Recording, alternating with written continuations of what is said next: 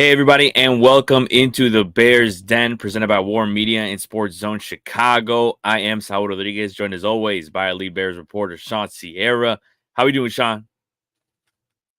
I'm doing well, man. I'm doing well. I'm fired up. Bear game tonight. Fired up. Let me tell you. I don't know if I mentioned I'm fired up. I know, even if, and we'll get to it, but no starters tonight, but Don't even matter. then, Bears dude, football, baby. Bears football, Thursday night against Mahomes and the Chiefs. We'll know.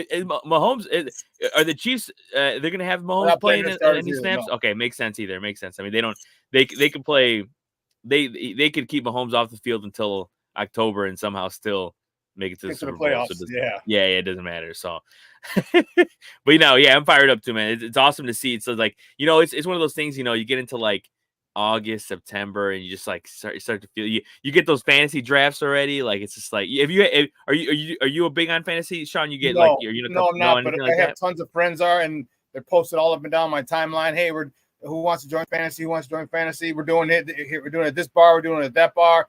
Some of my friends go to Vegas and have their draft. It's out of control. Out of control. No, yeah, some people get intense. Like I'm talking people like rent out, whole, rooms out at Buffalo Wild Wings and all this stuff. And, I haven't had one of those things yet. Most of I'm in 3 leagues, but all those guys are chill. Like we just do it online.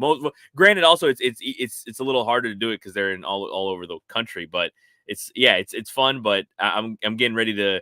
I'm hoping in one of those drafts I get DJ Moore. That's all I'm saying. Because I just want, I got to get a bear, and if it's a bear, I think it would be DJ Moore. But we'll see. But anyways, we'll get into Bears football tonight and all that stuff. But I did want to talk about first and foremost before we get into the Hard Knocks episode is the Bears taking down the Bengals in Game 3 of the preseason.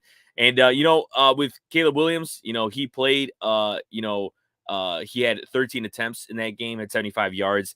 And the thing I noticed most about that is that he started off slow, right? Like it was not an easy game whatsoever. And I kind of, it was kind of a good thing. I feel like I was like, you know what? Hey, he's struggling. Let's see how he bounces back from this. And he can't, and they let him play a little longer than I think a lot of people expected him to play. He played well into the second quarter. Yeah. So, wanted to ask you, what did you think about that? Obviously, we saw all the crazy throws and all that stuff, and we get it. Like, at the end of the day, it's just preseason. But what did you think about Caleb Williams' performance against the Bengals? Thought it was good. I thought he looked really good. I thought he looked really good. There were a lot of he took control of the offense, and he seems to have a pretty good grasp of it. The scripted, on platform throws were good. Well, they started off the first couple. He had a couple drops that weren't his fault. Another one, but after that, he looked good, man. He looked really good. He looked. I love his playmaking ability. I love, he's got a little gun. He looked good. There's a lot that he's done right, and that's what I'm happy about. I'm extremely happy. You come in, he's let's not get it twisted. He's been in the system since before he was drafted, right? So he's had access to the system thanks to his quarterback coach, who's really good friends with Shane Waldron. So, and this is under their own admission that he's been in this. So this is good. He had a lot. And, one thing that I did like about him is that he didn't get down after those 3 and outs. It could be very easy for you to kind of be like, oh man, we got to go back out there again. But he didn't do that. He took it as another opportunity to score and get down the field, and he did. He did really well. So his mindset is right. His talent, you can see it, but that's never been in question. We just hadn't seen it, up close and personal, and we did. And man, it looks great. It looks great. So he looked really good, and especially some things up, and especially after he gets more comfortable in this offense, man, the sky's the limit. Sky's the limit with this guy. Yeah, you're right too. That you made a good point. It's like we know how good he is. It's just all about executing, right? It's like and even now in the preseason, it's like sure we were seeing seeing him make these great plays, but at the end of the day, it's can he do it in the regular season? Can he do it against the Lions? Can he do it against the Packers? Those are the questions he still has to answer. But what we've seen so far, it looks pretty good. And it was cool. don't forget, so like these are all bland defenses. Like they're not coming with disguised coverages and blitz and stunts and twists and all the other stuff. These are pretty bland. In preseason, the coordinators don't really show you what they got. Even if it's stuff that's been on film before, they still tend not to run it. So those things are very bland. You know, you're not rolling from one, you know, a single high safety to two high or vice versa, stuff like that. So, you know, now is when the games count after tonight. Yeah, now you're going to start to see a little more trickery from DC. Exactly. So his ability, he's going to have to be able to pick those up and make the proper decisions, you know, moving forward at that point.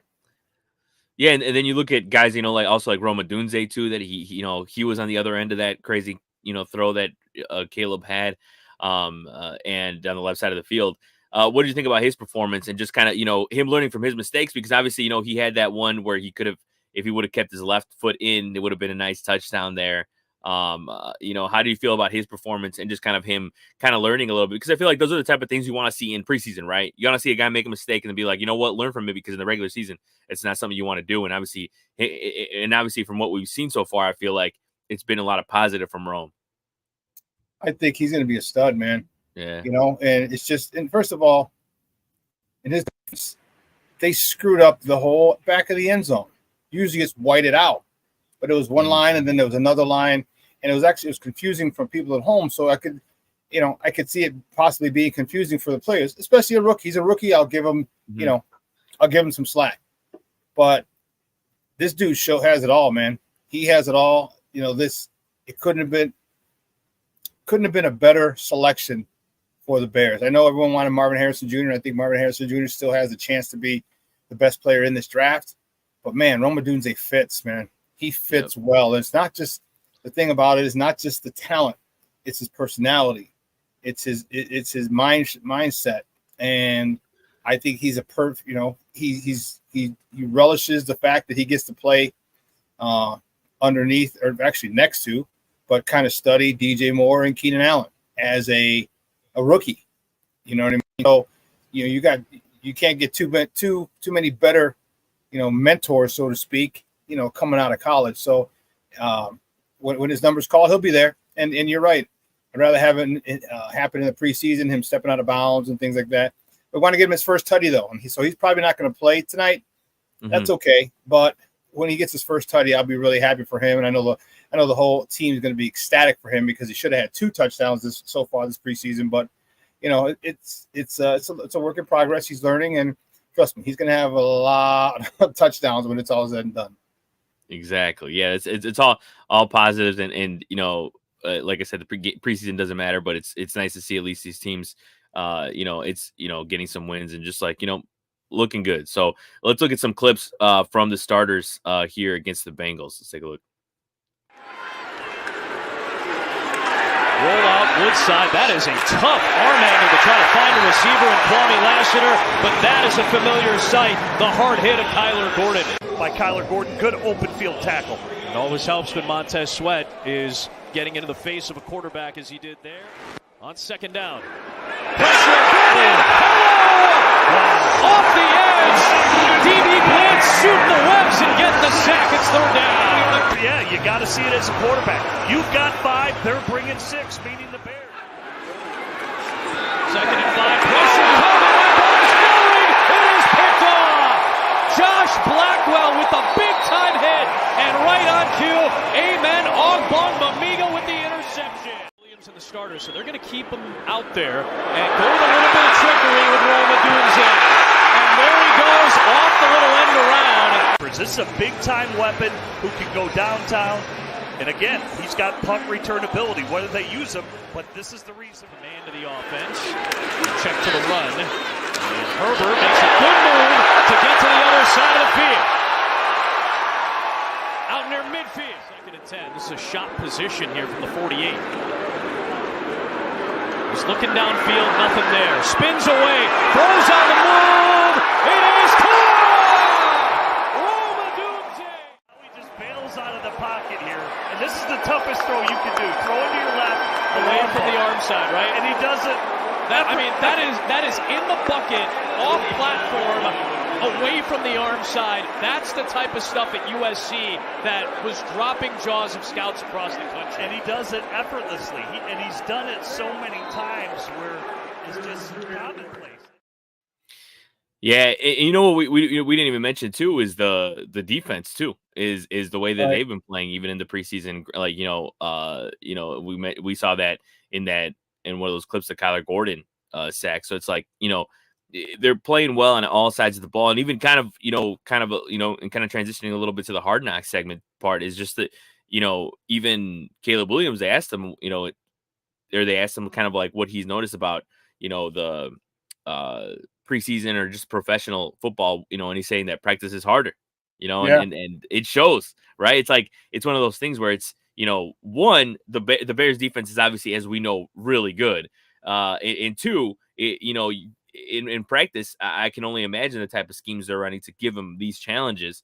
And when you go into a preseason game, it's obviously, as you mentioned with the bland defenses, it's not, at all a challenge. But what do you think? What have you thought about the defense? And even like, guys that keep talking about, especially in like, for example, like Hard Knocks too, they keep talking about, Booker and just how good he's looked.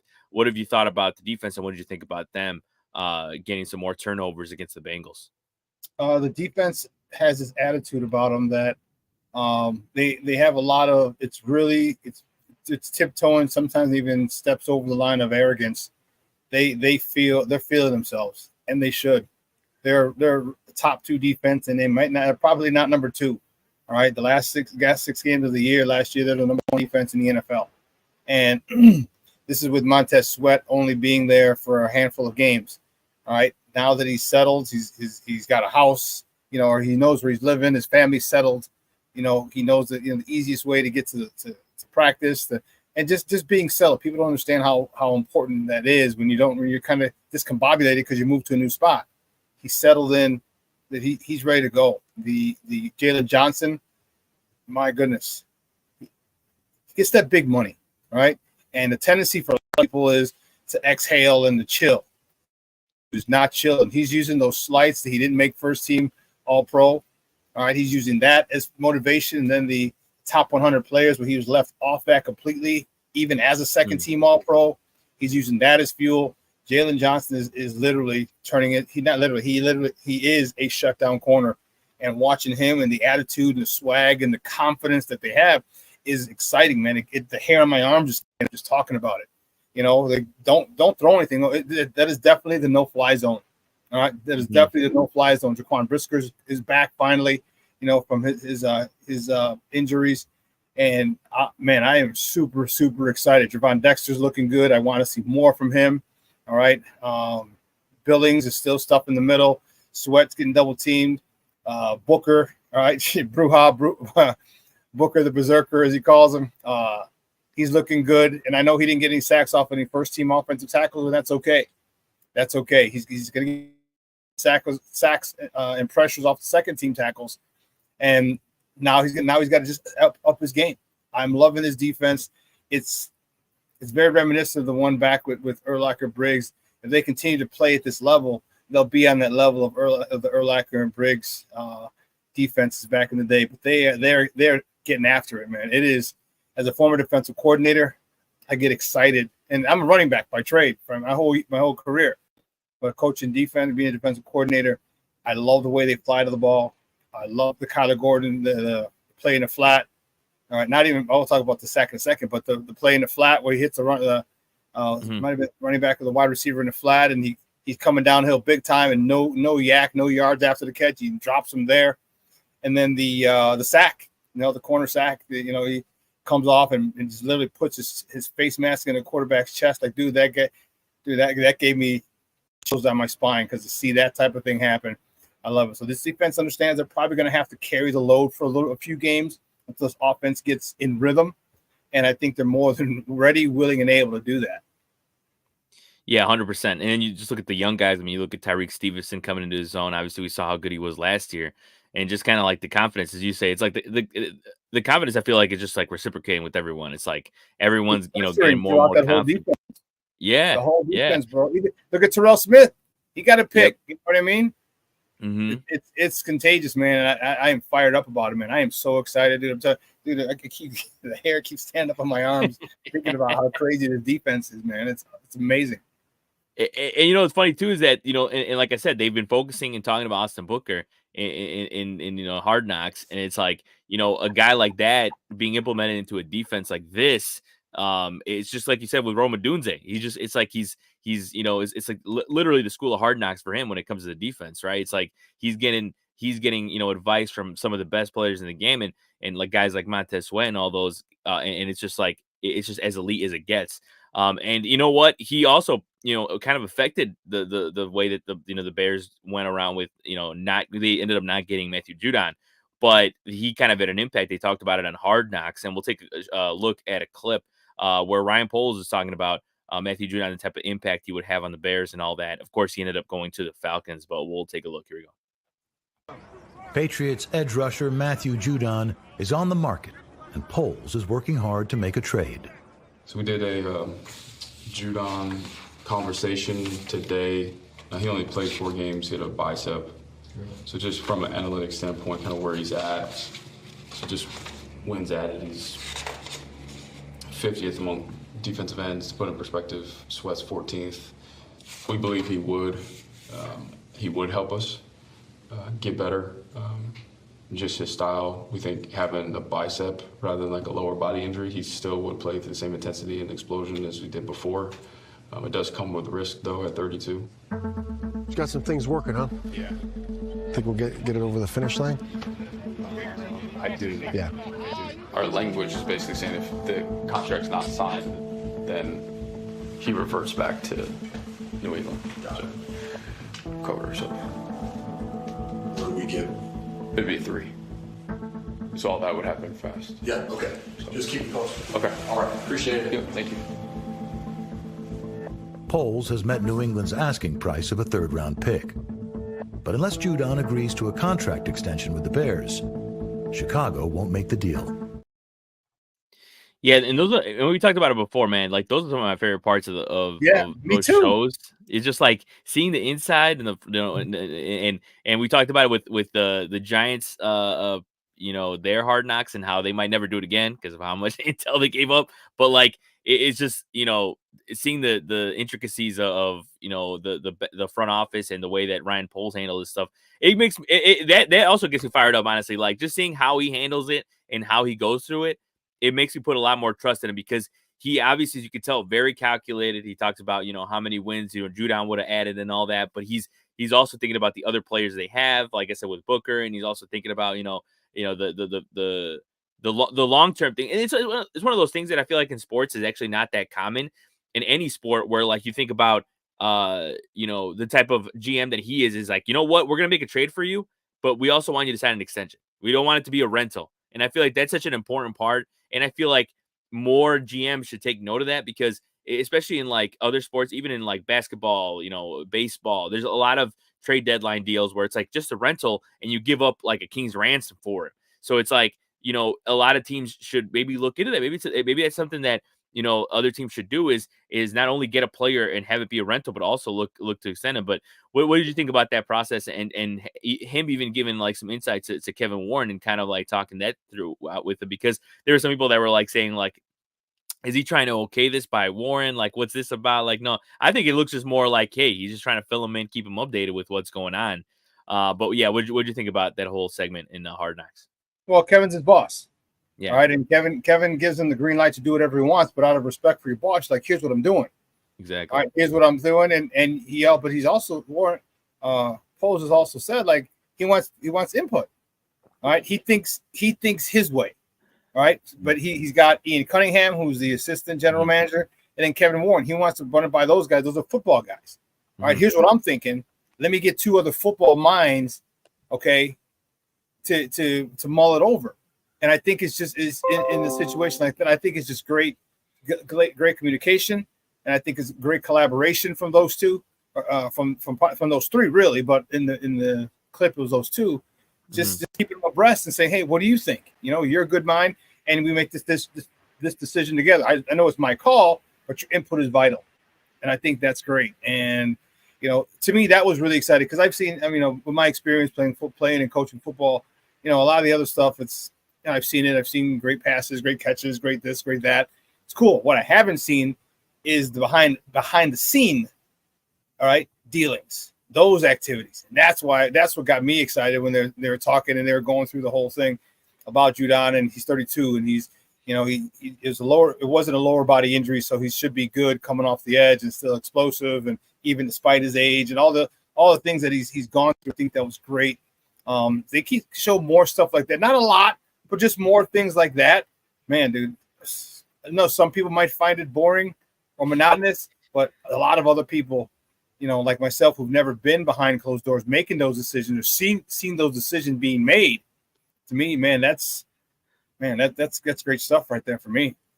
Oh yeah. Yeah. And then also just seeing the behind the scenes of the trade to the from the Bills to get Austin Booker, I think was also pretty cool to see, because it's crazy because, I feel like without seeing that, you're like, man, it must be so professional. I don't know how they do the trade, blah, blah, blah. And no, it's as simple as picking up a phone and saying, hey, I'm going to give you this third pick or whatever it is. Like, are you down, basically? And it's just as simple as that. And they do it and so swiftly, and they have so many guys on the phone in the trade room and all that. It's just like in the draft room, and it's just it's awesome to see. But one thing too, I wanted to talk to you about was what do you think about their focus on Tyson Bagent and his family, and just kind of we knew this is going to be a big part of Hard Knocks, is them talking about Tyson Bagent, his dad, who's just is the actual definition of a character. Like, there's no other way to put it. Like, to keep it as subtle as possible. Like, he's just goofy and just like world champion, arm wrestler, all that. But what do you think about that? Because I feel like from the football side, a lot of people like what they've been saying about Tyson Bagent. And I've even seen like some articles talking about like, would the team trade for him because they want him to start for him or whatever. What do you think about that? And just kind of like a little bit of the hype that QB2 gets in here in Hard Knocks episode 3. I like Tyson Bagent. His resume, people might not understand why he's so good. All right. And Jimmy Johnson had a formula. And I'll paraphrase it really. If you're not at the 1A level, all right, Michigan, Ohio State, Alabama, USC, and you're at a lower level, first of all, you better dominate. All right, you have to dominate. And oh my God, did he dominate? And then how many years did he dominate? Well, this guy threw more passes, more touchdowns than anybody in the history of the NCAA. All right, he's had 2,000 dropbacks. You mean to tell me there's not a lot he hasn't seen in dropping him back 2,000 times? Even if it is at a lower level, because trust me, football is good. It's just the athletes. Mm-hmm. All right, the teams are just the same in 1AA in Division II, where he played Division III. It's just the athletes that you have to deal with. So he's probably seen just about all types of coverages and disguises. All right, and you know what it is? He's comfortable now. He's set. Just like I was talking about Montez Sweat earlier. All right, same thing with him. He's comfortable. He's comfortable in Chicagoland area. He's got a house where he lives. He knows everything.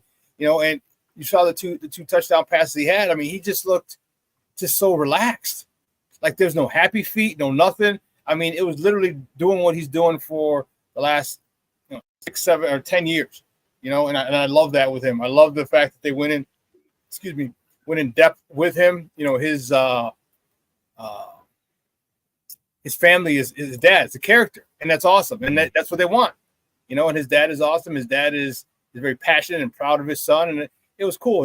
That's what they do. You got to go into different storylines and different players. And, but man, I love how confident Tyson Bagent is. I mean, his talent is there. His talent is there. It's not even a question. I mean, hell, the guy's won 2 games in the NFL. All right. He's already won 2 games. All right. Last year he's 2-2. So, if anyone has any questions about him, whether he should be the backup, you're nuts, because this dude's already won in the league.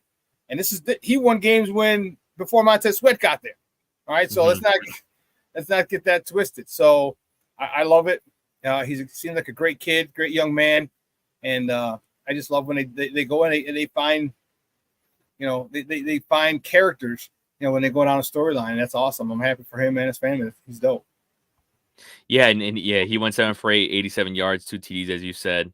And then another guy too that they talked about in the in Hard Knocks episode 3 was Tory Taylor. They followed him going to the game and all that, getting to the game and all that, and kind of him talking to Caleb Williams as well. And yeah, he's one of those guys that hasn't really been talked about that much in these few episodes, but he's going to be a really important part, as you can tell from that episode, of just like the way they talk about him, and he's going to be really important to this team because, as they say, even he said, right, it's like if they asked him about if he wants a nickname, if you like a crocodile punter, he said no, he doesn't want anything ties to Australia. And he's like, he said, hey, if they don't know who he is, I mean, it's a good thing. And it's true. It's kind of like referees in sports. If you know their name, it's a problem. Because that means they're yeah, exactly. Like if you know an umpire's name or whatever, that's a problem because they know he's giving some people some trouble. So with Taylor as well, he wants to be kind of invisible and just like just go out there, do his job, and not have to do it that often. And as much as like he said that Caleb texted him saying you're not going to be punting a lot this year, and then he went out there and punted a few times in the first half, and it was funny, like kind of telling him, hey, I thought I wasn't going to punt this year, but it was funny to see. But what do you think about that storyline and kind of how that translates into the regular season of how important a guy like Taylor is going to be? First of all, I didn't think I'm surprised that they went down that road and he was the spotlight. I was really surprised. But he's a weapon. He's a weapon, and I'm okay with him punting a lot in the preseason. I am. People want to say, well, I want to see the offense go out and score. So do I. I said, but you also got to get this guy. Practice is one thing, right? Getting the ball to bounce out of bounds inside the 5 in practice is one thing. When you're in front of 60,000, all right, or you're on the road, like I need it done there. And see him do it in the game. I mean, I'm happy he was punting. I want him to get the reps. I want him to get the experience of doing it in front of punting in key situations, or when you're backed up. Man, he had a boom when he was kicking out of the end zone. It was like 65 yards in the air. So I'm okay with him punting in the preseason games.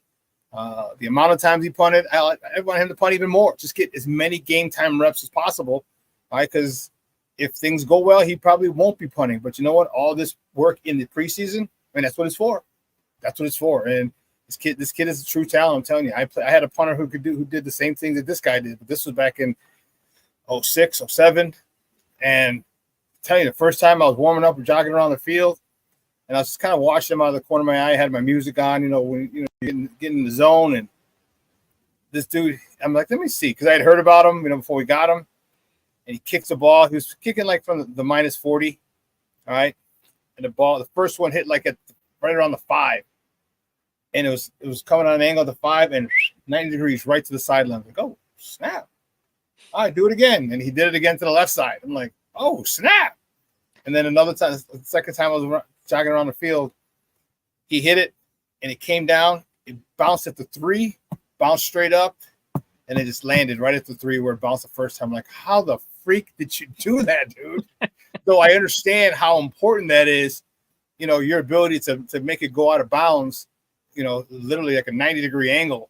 And I think that's going to be unbelievably huge for this team, because it's going to flip field position. And then with this defense, you get a 3 and out from this defense, you get a decent return. Now you're starting inside the 50, and now you're in scoring position. So he's a huge weapon on how and we know what special teams do. Some guy named Devin, what was his name? Something or other. He was pretty good in special teams. So, we understand that game, and it's good to see Poles address that and get the best punter in coming out of college, and a guy who can do what he does. It's gonna be actually be fun watching the Bears punt, believe it or not. Yeah, exactly. And it's one thing too, is like people don't think about how fun it's going to be to see that. If as you say, hopefully it's not a lot, but just when that does happen, when you have an elite guy like that, just elite leg, I think is so important. But another thing too that happened in the episode was they kind of talked a little bit about the joint practice they had with the Bengals this week, and just how it got, and how guys are getting along. And it was funny to see, like, Matt Eberflus talking about, hey, if there's any fighting, like you're gonna be sent back and gonna be doing like basically running and all that stuff like with the other guys. So, but we have a clip here to kind of show you a little bit of what happened in that practice.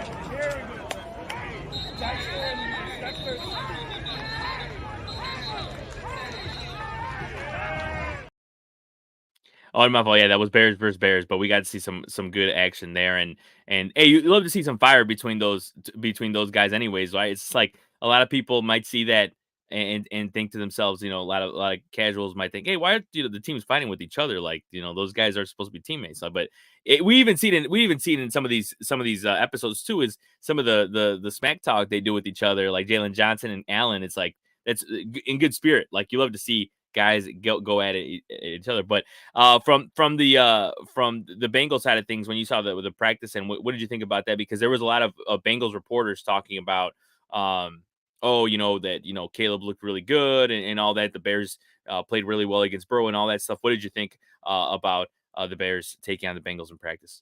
Yeah, it's the guy from Channel 19 or Fox 19 in Cincy did the one that kind of went viral, especially amongst Bear fans. And I mean, he's got nothing to gain,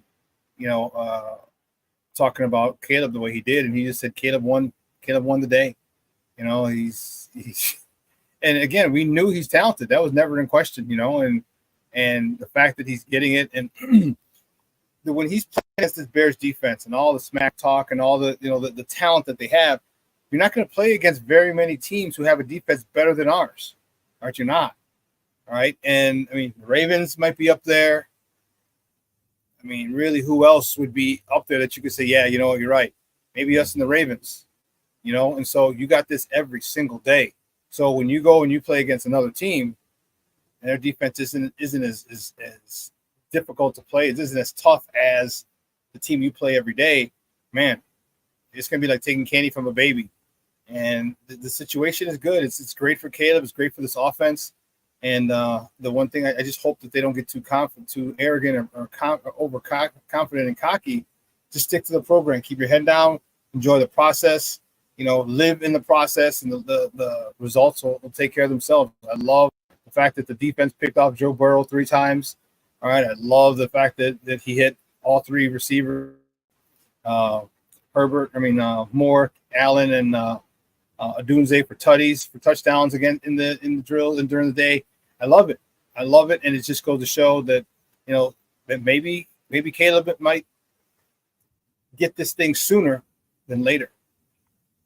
Yeah, and talking about Caleb, that clip that went viral too is him talking about his nerves. We'll take a look at that in a second, but you love to see the confidence and the way he goes into games and the way how comfortable he is, because I think that's super important, especially for a guy who's a rookie coming in and look, they bring it up all the time is the thin line between the thin line, at least how people perceive it, a thin line between cocky and confident.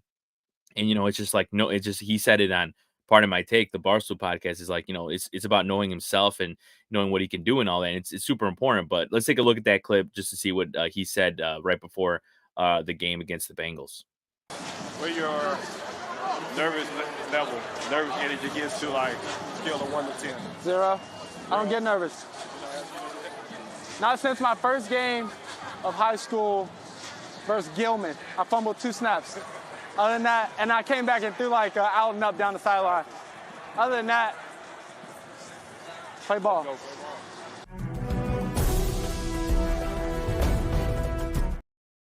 Yeah, that's awesome. I mean, it's what you love to see, that type of banter with each other, on the sidelines and stuff like that. So that was cool to see. What did you think about that? And kind of like him talking about, I don't know if did you get a chance to watch that interview with Part of My Take by any chance? Because I think it's a good one, because you really do get to know him real personal there. No, I didn't get to see that Barstool one. I didn't see that yet. So But I loved his confidence, and when you're good, it's funny. Like a lot of people, sometimes people don't get nervous. All right. Mm-hmm. I don't know if I got nervous in games. I just needed to get that first hit out of the way, and then I was good. But I don't know if it was nervousness or not. I know that's how a lot of players are. Like, let me just get that first hit, and then it's all it's on from there. But I think Caleb's got a great head on his shoulders. Let's not forget he was a pro, man. He's the NIL money he had and the expectations. I mean, you're USC's quarterback, Heisman Trophy winner. There's a lot of pressure that comes on. There's a lot of questions. LA is not a small market, second largest market in the country, and so when you're the man out there, yeah, they're gonna. So I love his demeanor. I love his approach. He just seems like a calm, cool, collected dude, man, and that's what we need at the quarterback position. And obviously extremely talented. So I like the fact that he doesn't get nervous. It's just another football game to him, and that's dope. That's dope. Yeah, and man, he's already coming up with like these, these sayings that he's gonna say after the games, and obviously when the Bears won, he broke them out by saying, through thick and thin, Bears win. I think it's just, it's all checking out. But yeah, like we always say, at the end of the day, if you just got to do it in the regular season against the biggest teams, especially against the division rival. So we'll see what happens there. But last thing we'll talk about today is we want to look ahead a little bit to tonight's matchup, which is the Bears taking on the Chiefs on prime time. Obviously, like we said, no starters playing on either side. But what is there someone you want to see something from tonight, Shawn? Like, is there maybe like a guy that trying to make the team, or it's a guy that hasn't gotten a lot of reps, or is there going to be more? Because I mean, I know when Montez Sweat was talking in the press conference, they were asking, oh, like, are you going to play? Like, are you going to get some reps and all that stuff? And obviously, they're always kind of like, they keep it on the down low anyways. But is there any starter maybe that might get a couple reps, like from the defensive side, that you want to see or anything like that against the Chiefs tonight? Austin Booker. I don't know if he's a starter. Mm-hmm. It'll probably still be DeMarcus Walker, but I want to see Austin Booker get some more time. Mm-hmm. I want to see Reddy Stewart, cornerback, get some more time. But he's a ball hawk. His name's Reddick, but it's Reddy Stewart. I like this young man. Big time. I like to see those two. And who else I'd like to see get some time and actually be productive is Noah Sewell. I know Sewell was hampered by injuries last year, and he's kind of gotten lost in the fray, because you got the two starters, Edmonds and Edwards, and then Jack Sanborn. I really would like, and then the linebackers who had interceptions. You got the release the Baskervilles. Baskerville had one, and then I don't even want to try and pronounce the name, but the African name. The guy who had the pick. Yeah, him. Yeah. Yeah, I know. I was having trouble too. I'm like, oh my. Big O. He had a pick. I'd like to see Noah Sewell, because Noah Sewell is the year before he came out, man, he was a monster at Oregon, and then he got caught in a system change, and they asked him to do different things, and he wasn't as comfortable as was the year before. So, those on defense, those are the guys that I really would like to see get some time and get some and make something happen for themselves. I hope they stick around. Yeah, exactly. It's one more game, and then after that they'll get ready for Tennessee. But you do want to see some guys kind of have some forward momentum if they're able to play, especially if it's a starter, especially if it's a guy like Booker, because you mentioned it's probably gonna be DeMarcus Walker starting, but you never know by midseason, especially with injuries and all that stuff. Like, you never know where Austin Booker is gonna find himself, and he's looked really good. So hopefully that happens. And you know what? Even without any starters, as you mentioned, Shawn, you're fired up tonight. It's Bears football Thursday night, and we're getting that much closer to the regular season, and we're gonna be talking about regular season all week long, all month long, all year long. 2 weeks. Yep, exactly, dude. It's already chillier. The weather's getting chillier. Like, you feel it. Football's in the air, and we got you covered on all sides of the ball. Of course, with Shawn and Maya. Check out all their stuff on War Media as well. Check out more Bears Den. We got the At Bat podcast, all that type of stuff. So I think that'll do it for this edition of the Bears Den. Thanks everyone for watching. Of course, as always, like I said, check out all other content in Sports Zone Chicago. You got Second City Sports with Sean, with Lakina and Sid. Check out our War Media podcast as well with Slam Society and all that. So for Saul Rodriguez and Shawn Sierra, we hope you guys enjoy tonight's game against the Chiefs, and we'll see you next week. We got another episode of Hard Knocks to talk about as well. So we'll get things going, and you guys have a good one and take it easy.